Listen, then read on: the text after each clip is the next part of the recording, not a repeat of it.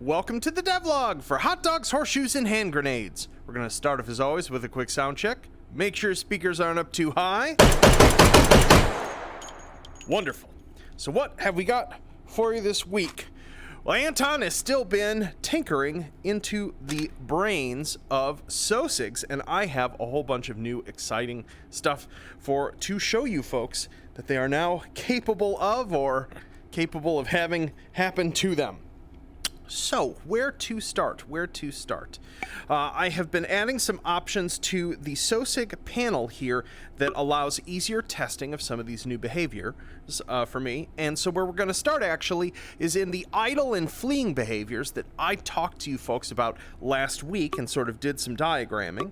I'm going to set it so that our Sosig here spawns with no equipment at all, but spawns activated in the idle state. This is a new state. Idle is not the same as guard. Guard implies that the Sosig is actively looking for targets. It is paying attention. It is sort of like in a combatant's mental state, albeit a defensive one. Whereas idle is like, they're just hanging around thinking about meat. So I'm going to spawn this Sosig in. It can't see me. I'm still invisible, or it would react very differently because we're not on the same IFF. But what is important about this, in fact, wait, you know what? I will go ahead and get one of these here, is that in an idle state, the Sosig can be essentially pushed into a fleeing state via damage and suppression events. So if I simply fire at the ground here, the Sosig will start fleeing. It will flee until it comes to sort of like, at the moment, its first path obstruction, and then sort of cower in place. If I continue to fire near it, it will, oops, you know, I didn't actually, I didn't spawn lock that mag. So we'll use a new gun that is going in. This is a PK1 7.62 by 39 Derringer. That should work perfectly fine for motivating our Sosig here. So, as I said, at the moment, it's a fairly simple direct fleeing behavior, but I'm going to noise and make it a little more complex from here. I just don't have it all written in the sort of efficient way. I just have it sort of mocked up. So it's going to make several different sorts of path tests during those sort of fleeing moments to try to get as far away from possible. And if the Sosig could see me at the moment, it wouldn't just react this way, it would then see me and then continue to keep trying to path away from me, which is why I essentially have the Sosig turn back around towards, come on. Let's try this. You getting stuck on the wall? Oh, there we go. Why I have the Sosig sort of move away from the threat and then turn around to see if the threat is still there. If the threat is still there, and they could say visually see me, they would keep running. In fact, let's whoops, sorry about that, buddy. Let's actually set me to be able to be seen. Can you see me? No? Huh. Wonder if it's an IFF thing here. Is it under here? Wouldn't be a devlog without Anton trying to do something and having it not quite work as planned. Well, I'll do that. I'll fix that later. You're just not running away at all. You have stopped obeying me. Goodbye. Sorry about that, buddy. So yeah, so Goodbye, cruel meat. Oh goodness. And so that is the sort of idle and fleeing behavior.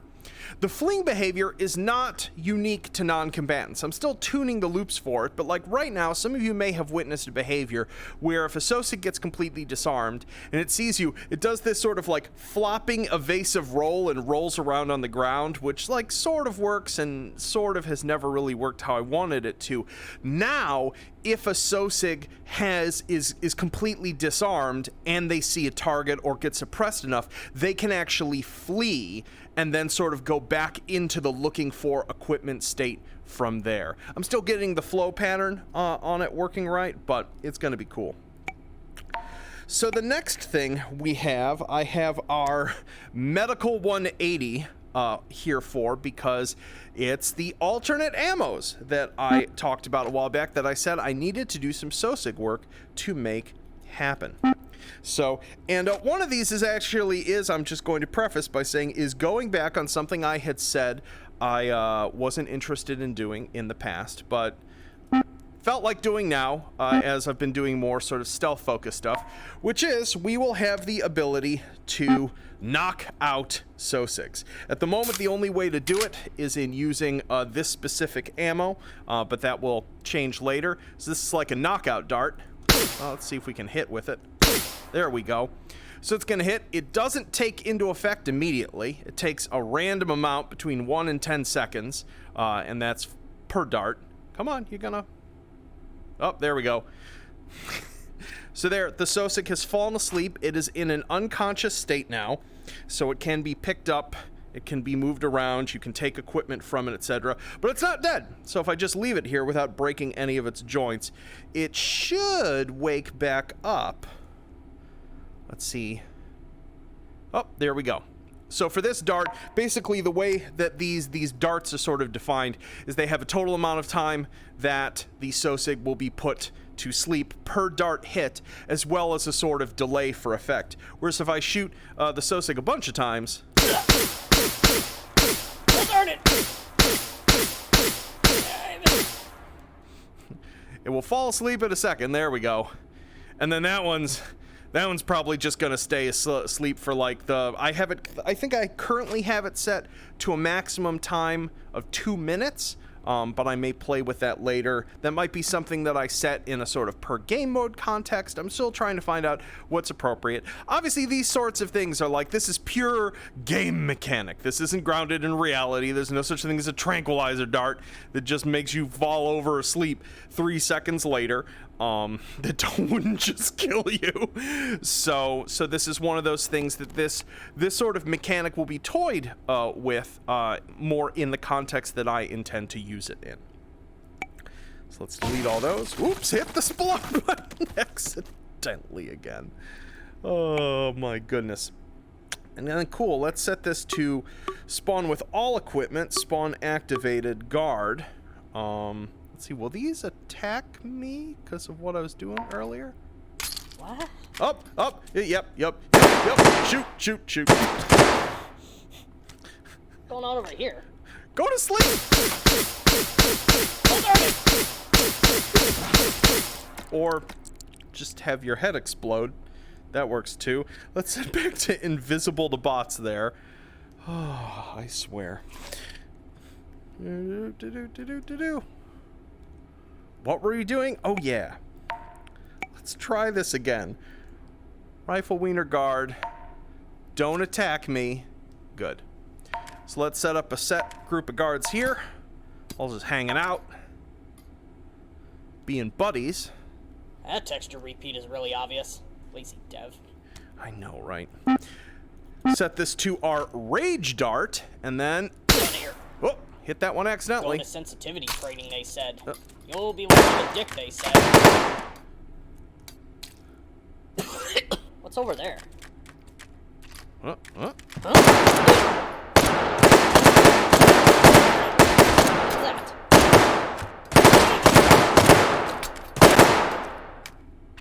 No hard feelings. Is that really necessary? Really wasn't. So basically what this dart does is it sends a command, a new command, into the target priority system of the Sosig. Go to sleep. Oh, why me? I'm talking. Oh wait, that's a rage dart. That's not gonna help. I know what I'm doing, honestly.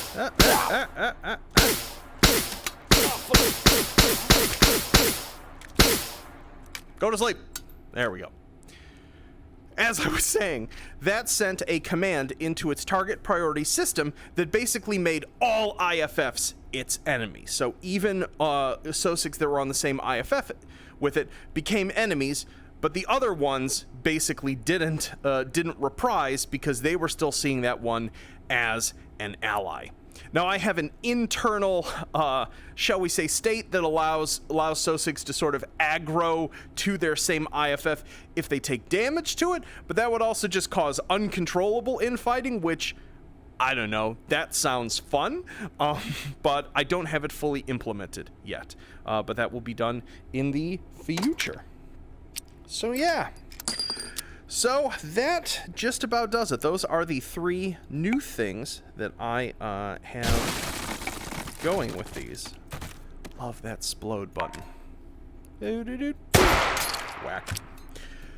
So, shall we Well, that was something. Well, let's jump out of VR and talk about the other things that I am working on with the Sosig AI and such. Yo! So, hope you all found that exciting. Other stuff that I have been working on and I'm in process working on is basically, tuning a whole bunch of those states and making them more interesting.